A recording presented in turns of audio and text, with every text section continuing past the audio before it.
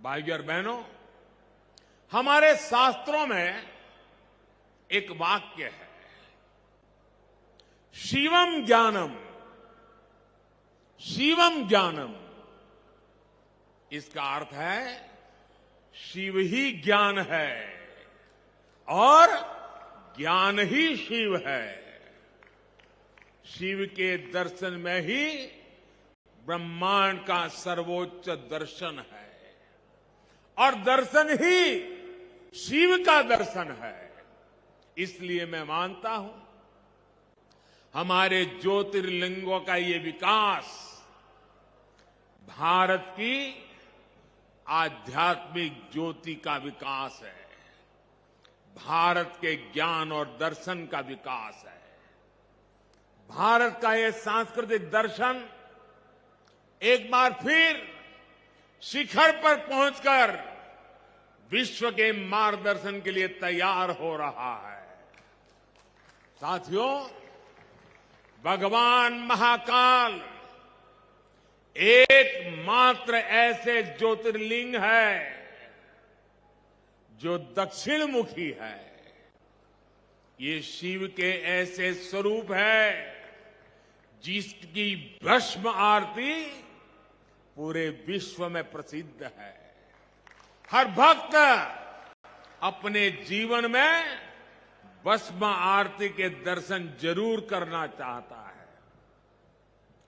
भस्म आरती का धार्मिक महत्व यहां उपस्थित आप सब संतगण ज्यादा गहराई से पता पाएंगे, लेकिन मैं इस परंपरा में हमें भारत की जीवटता और जीवंतता के दर्शन भी करता हूं।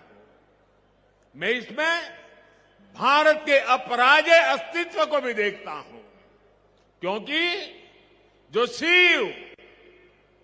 शिव सोयम भूति विभूषण,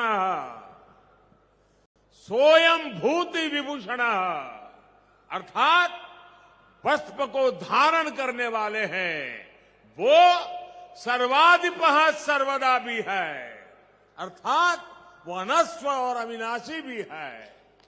इसलिए जहां महाकाल है वहां कालखंडों की सीमाएं नहीं है। महाकाल की शरण में विश्व में भी स्पंदन होता है। महाकाल के सानिध्य में अवसान से भी पुनर्जीवन होता है, अंत से भी अनंत की यात्रा आरंभ होती है। यही हमारी सभ्यता का वो आध्यात्मिक आत्मविश्वास है जिसके सामर्थ्य से भारत हजारों वर्षों से अमर बना हुआ है, अजरा अमर बना हुआ है। अब तक हमारी आस्था के केंद्र जागृत है, भारत की चेतना जागृत है, भारत की आत्मा जागृत है। अतीत में हमने देखा है प्रयास हुए, परिस्थितियां पलटी, सत्ताएं बदली, भारत का शोषण भी हुआ, आजादी भी गई। इल्तुतमिश जैसे आक्रमणकारियों ने उज्जैन की ऊर्जा को भी नष्ट करने के प्रयास किए, लेकिन हमारे ऋषियों ने कहा